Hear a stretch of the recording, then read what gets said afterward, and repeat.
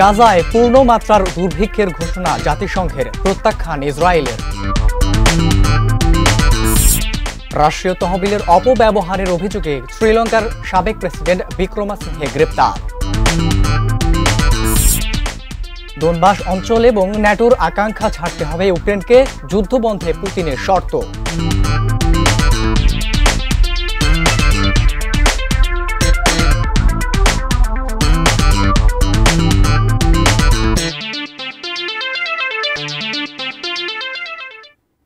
দেখছেন ATN news. দেশের বাইরের খবরাখবর নিয়ে আমাদের প্রতিদিনকার আয়োজন অ্যারাউন্ড দ্য ওয়ার্ল্ডের সঙ্গে আছি আমি আবিদ হাসান। এতক্ষণ সংবাদ শিরোনাম শুনছিলেন, এবার বিস্তারিত। গাজায় পূর্ণমাত্রার দুর্ভিক্ষ শুরু হয়েছে বলে ঘোষণা দিয়েছেন জাতিসংঘের বৈশ্বিক ক্ষুধা ও খাদ্য নিরাপত্তা বিষয়ক সংস্থা আইপিসি। আজ সংস্থাটির প্রতিবেদনে বলা হয়, গাজা গভর্নরেট সহ আশেপাশের এলাকায় খাদ্যের অভাবে ভুগছেন গাজার মানুষ। প্রতিবেদনে বলা হয়, খাদ্য সংকটের মানদণ্ডে গাজা সিটি দুর্ভিক্ষের শ্রেণীবিভাগের ৫ম ধাপে পৌঁছেছে। গাজার সিটির পর দেইর এল বালা ও খান ইউনুস ও একই দিকে এগোচ্ছে। পরিস্থিতি এতটাই ভয়াবহ যে এসব এলাকায় খাওয়ার জন্য কিছুই পাচ্ছেন না বাসিন্দারা।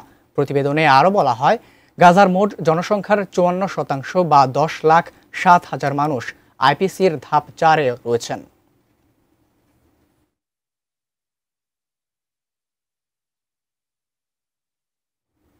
ইসরায়েলের কাছে গ্রহণযোগ্য এমন শর্তে হামাসের হাতে আটক সকল জিম্মির মুক্তি এবং যুদ্ধ অবসানে আলোচনা শুরুর নির্দেশ দিয়েছেন দেশটির প্রধানমন্ত্রী বেনিয়ামিন নেতানিয়াহু। গত রাতে ইসরায়েলি সেনাদের সঙ্গে ভিডিও কলে তিনি বলেন, আন্তর্জাতিক ও অভ্যন্তরীণ ব্যাপক বিরোধিতা সত্ত্বেও গাজা সিটিতে অভিযানের পরিকল্পনা অনুমোদন করেছে তার মন্ত্রিসভা। নেতানিয়াহু বলেন, হামাসকে পরাজিত করা এবং সকল জিম্মিকে মুক্ত করার কাজ একসাথে চলবে। ইসরায়েল বিশ্বাস করে ৫০ জন জিম্মির মধ্যে মাত্র ২০ জন এখনও জীবিত।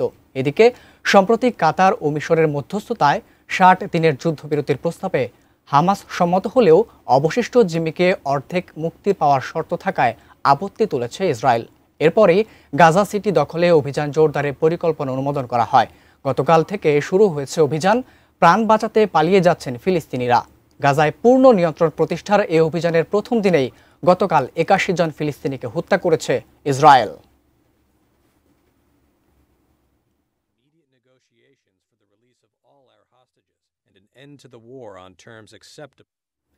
রাষ্ট্রীয় তহবিলের অপব্যবহারের অভিযোগে শ্রীলঙ্কার সাবেক প্রেসিডেন্ট রানিল বিক্রমাসিংহকে গ্রেপ্তার করেছে দেশটির পুলিশ। প্রেসিডেন্ট থাকার সময় ২০২৩ সালে যুক্তরাজ্যের একটি বিশ্ববিদ্যালয়ে তার স্ত্রী স্নাতক অনুষ্ঠানে যোগ দিতে লন্ডনে যান বিক্রমসিংহে। ওই সফরে সরকারি অর্থ ও নিরাপত্তার সুবিধা ব্যবহার করেন বলে অভিযোগ ওঠে তার বিরুদ্ধে। তদন্তের জবানবন্দি রেকর্ড করতে রাজধানী কলম্বোর সিআইডি অফিসে পৌঁছালে তাকে গ্রেপ্তার করা হয়। সিআইডির তদন্তে বলা হয়, দেহরক্ষীদের ব্যয়সহ পুরো সফরের খরচ রাষ্ট্রীয় কোষাগার থেকে বহন করা হয়েছিল। তবে এসব অভিযোগ অস্বীকার করেন বিক্রমাসিংহে। তিনি বলেন, সফরটির পুরোপুরি নিজ খরচে হয়েছিল, এতে কোনো সরকারি অর্থ ব্যবহার হয়নি। দুর্নীতি ও অব্যবস্থাপনার অভিযোগে গণবিক্ষোভের মুখে গোতাবায়া রাজাপাকসে সরকারের পতনের পর ২০২২ সালে দেশটির প্রেসিডেন্ট হিসেবে দায়িত্ব নিয়েছিলেন বিক্রমসিংহে। ৩ শর্তে ইউক্রেন যুদ্ধ অবসানে রাজি রুশ প্রেসিডেন্ট ভ্লাদিমির পুতিন। এগুলো হলো, ইউক্রেনের পূর্বাঞ্চলীয় শিল্প এলাকা দোনবাস রাশিয়াকে দিয়ে দেওয়া, ন্যাটোতে যোগ দেওয়ার আকাঙ্ক্ষা ত্যাগ এবং ইউক্রেনে পশ্চিমা সেনা মোতায়েন না করা। তবে এসব প্রস্তাব আত্মসমর্পণের নামান্তর বলছে কিয়েভ। ক্রেমলিনের উচ্চ পর্যায়ের বরাত দিয়ে রয়টার্স আজ পুতিনের নতুন এই অবস্থান সম্পর্কে জানায়। ক্রেমলিন সংশ্লিষ্ট ৩টি সূত্র জানায়, প্রেসিডেন্ট পুতিন তার প্রস্তাবে জোর দিয়ে বলেছেন, দোনবাসের যে অংশ এখনও নিয়ন্ত্রণে আছে সেখান থেকে ইউক্রেনকে সম্পূর্ণভাবে সরে যেতে হবে। এর বিনিময়ে রাশিয়া ঝাপোরঝিয়া ও খেরসনের বর্তমান ফ্রন্টলাইন স্থিতিশীল রাখতে রাজি। এদিকে ইউক্রেনের প্রেসিডেন্ট ভলোদিমির জেলেনস্কি বলেছেন, চীনের কাছ থেকে তার দেশের নিরাপত্তা নিশ্চয়তার প্রয়োজন নেই। তার অভিযোগ, মস্কো এবং কিয়েভের মধ্যে সংঘাত কমানো বা বন্ধ করতে ব্যর্থ হয়েছে বেইজিং। ট্রাম্পের হুমকি অপেক্ষা করে রুশ প্রেসিডেন্ট ভ্লাদিমির পুতিনের সঙ্গে বৈঠক করেছেন ভারতের পররাষ্ট্রমন্ত্রী এস জয়শঙ্কর। বৈঠকে দুই দেশের বাণিজ্য সম্পর্ক সম্প্রসারণের বিষয়টি ব্যাপকভাবে গুরুত্ব পায়। এই বৈঠকটি এমন এক সময় হলো যখন যুক্তরাষ্ট্রের প্রেসিডেন্ট ডোনাল্ড ট্রাম্পের আরোপিত শুল্ক ও চাপের কারণে ভারতকে রাশিয়া থেকে তেল কেনা বন্ধ করার আহ্বান জানানো হয়েছে। দাবি করা হচ্ছে এসব কেনাকাটা ইউক্রেন যুদ্ধকে উস্কে দিচ্ছে। ভারতের পররাষ্ট্রমন্ত্রী জয়শঙ্কর বলেন, দ্বিতীয় বিশ্বযুদ্ধের পর থেকে দিল্লি মস্কো সম্পর্ক বিশ্বের সবচেয়ে স্থিতিশীল সম্পর্কগুলোর একটি। এদিকে ভারতে নিযুক্ত চীনের রাষ্ট্রদূত জু ফেইহং যুক্তরাষ্ট্রকে দুর্বৃত্ত আখ্যা দিয়ে বলেছেন, দেশটি সবসময় মুক্ত বাণিজ্য থেকে লাভবান হয়েছে, অথচ এখন শুল্ককে দর কষাকষির হাতিয়ার হিসেবে ব্যবহার করছে।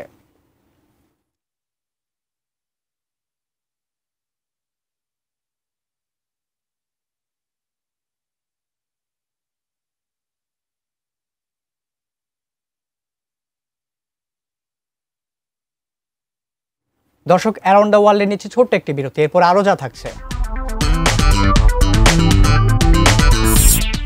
5.5 কোটিরও বেশি ভিসাধারীর রেকর্ড পুনর্বিবেচনার সিদ্ধান্ত যুক্তরাষ্ট্রে। কলম্বিয়ায় 2টি হামলায় 12 পুলিশ সহ অন্তত 18 জন নিহত।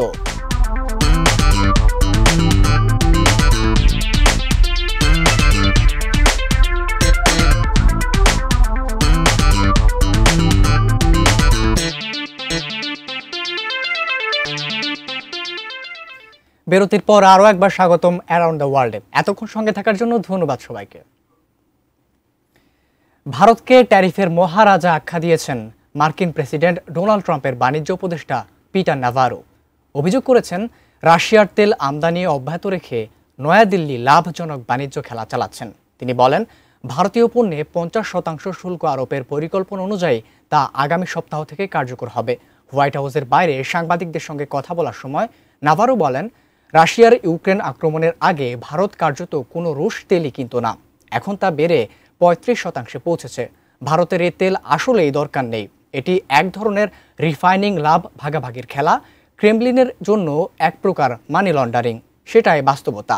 ট্রাম্পের বাণিজ্য উপদেষ্টা নাভারো এর তীব্র সমালোচনা করে এমন এক সময়ে এসেছেন যখন ভারত সাফ জানিয়ে দিয়েছে তারা রাশিয়ার কাছ থেকে তেল কেনা অব্যাহত রাখবে।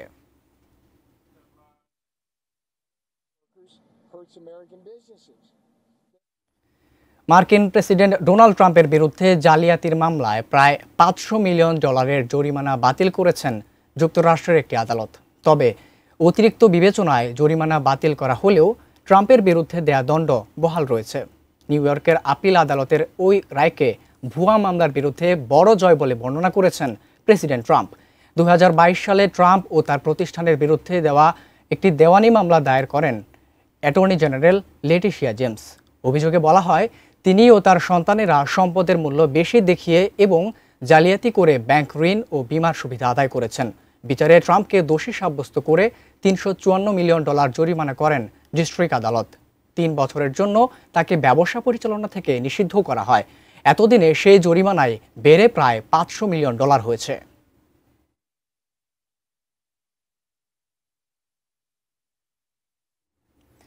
মার্কিন ভিসাধারীদের রেকর্ড পুনর্বিবেচনার ঘোষণা দিয়েছেন যুক্তরাষ্ট্র। নতুন করে মূল্যায়ন করা হবে দেশটির 5.5 কোটিরও বেশি ভিসাধারীর রেকর্ড। যাচাই বাছাই করা হবে বেশ কয়েকটি সূচক। অভিবাসন নীতি লঙ্ঘনের ঘটনা পাওয়া গেলে বাতিল করা হবে ভিসা, ফেরত পাঠানো হবে দেশে। বৃহস্পতিবার এক বিবৃতিতে বিষয়টি নিশ্চিত করেছে স্টেট ডিপার্টমেন্ট।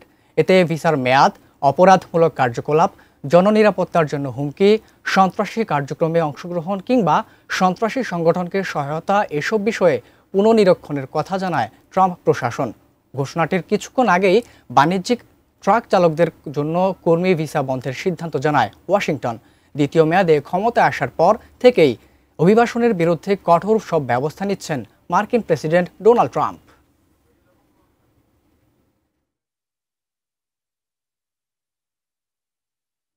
অ্যারাউন্ড দ্য ওয়ার্ল্ডে নিচ্ছে ছোট্ট একটি বিরতি, সঙ্গেই থাকুন।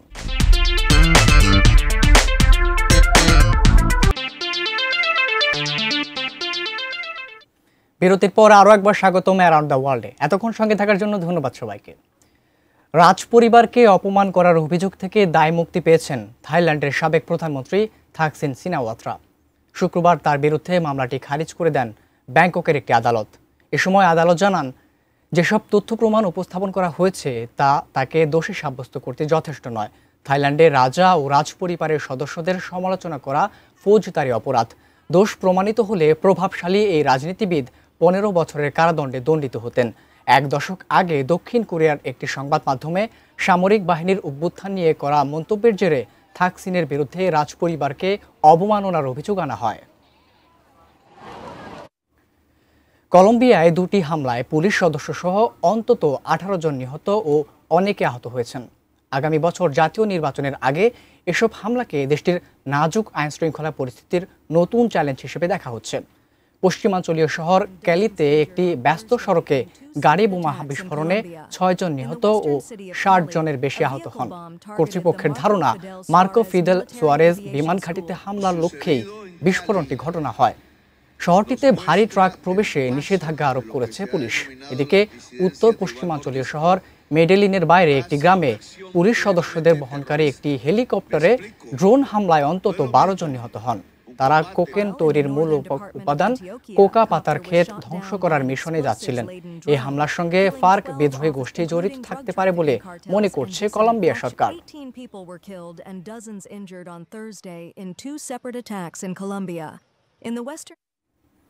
জুলাই গণঅভ্যুত্থানে প্রবাসীদের ভূমিকা ও নির্বাচনে তাদের ভোটাধিকার নিশ্চিত করার দাবি জানিয়েছেন বাংলাদেশ প্রবাসী অধিকার পরিষদ কুয়েত।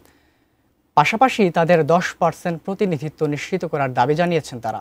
বৃহস্পতিবার কুয়েত সিটিতে অবস্থিত রাজাবাড়ি হোটেলে আলোচনা সভায় বাংলাদেশ প্রবাসী অধিকার পরিষদ কুয়েতের সভাপতি মোহাম্মদ বিল্লাল পাটোয়ারির সভাপতিত্ব অনুষ্ঠানে প্রধান অতিথি হিসেবে উপস্থিত ছিলেন সংগঠনের কেন্দ্রীয় সহসভাপতি মোহাম্মদ ইউনুস মাহমুদ। প্রধান বক্তা হিসেবে উপস্থিত ছিলেন রেমিটেন্স যোদ্ধা কুয়েত সভাপতি আ.ক.ম আজাদ, বিশেষ অতিথি মোহাম্মদ আমানুল্লাহ আমান, মোহাম্মদ রাশেদুজ্জামান ইকবাল, মোহাম্মদ শহীদুল ইসলাম, মোহাম্মদ আসাদুল ইসলাম আসাদ, শফিকুর রহমান ও শেখ নূর হোসেন।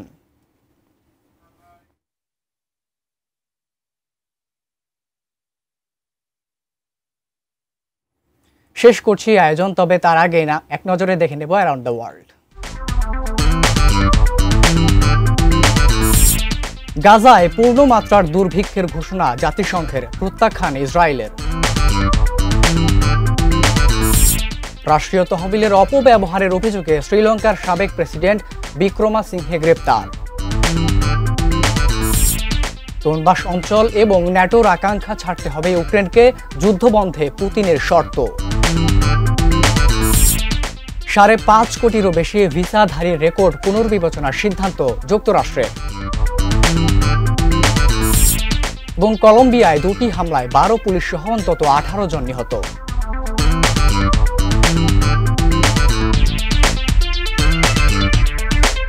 দর্শক, এই ছিল অ্যারাউন্ড দ্য ওয়ার্ল্ডে। কাল আবারও দেখা হবে একই সময়। ততক্ষণ সঙ্গে থাকুন এটিএন নিউজে। ধন্যবাদ সবাইকে।